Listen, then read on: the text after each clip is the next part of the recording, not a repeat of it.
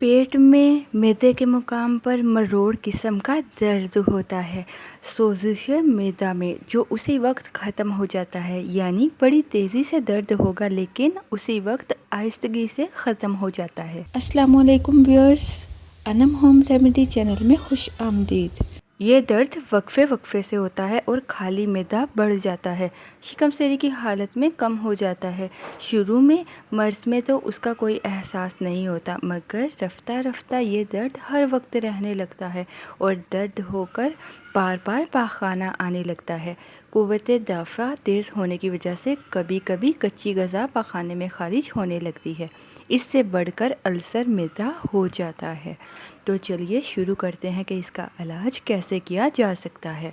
Subscribe कीजिए Anam home remedy channel को और बेल आइकन को दबाइए ताकि मेरी कोई भी वीडियो आप सबसे पहले हासिल कर सकें। इलाज के लिए आप अस्पगोल का छिलका ले लें और आपको चाहिए होगी मुलेठी। अस्पगोल का छिलका लेकर उसमें आपने मुलेठी का सफ़ूफ मिलाना है।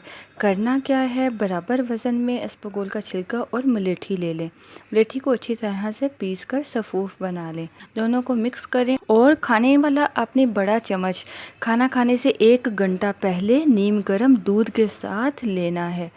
गर्म, खुश्क और मुर्ग ग़िज़ाओं से परहेज़ करें। केले का सफ़ूफ 5 ग्राम दिन में 3 मरतबा खाना भी मैदा सोजिश के लिए बेहद फ़ायदेमंद है।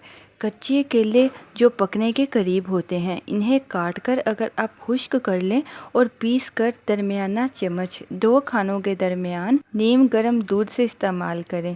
इससे आपको आफाका होगा। चावल और साबूदाना पीस कर खीर बनाकर इस्तेमाल करें। एहतियात बताती चलूँ आपने क्या एहतियात करनी है। अगर हर किस्म के सालन छोड़ दिए जाएं और सिर्फ दूध मक्खन बलाई से रोटी खाई जाए तो इलाज का वक्त आधा रह जाता है। इसलिए बेहतर है कुछ अरसा आप परहेज़ कर लें, एहतियात करें, तो इंशाल्लाह आपको बहुत जल्द ऐसे मर्ज़ से छुटकारा मिल जाएगा।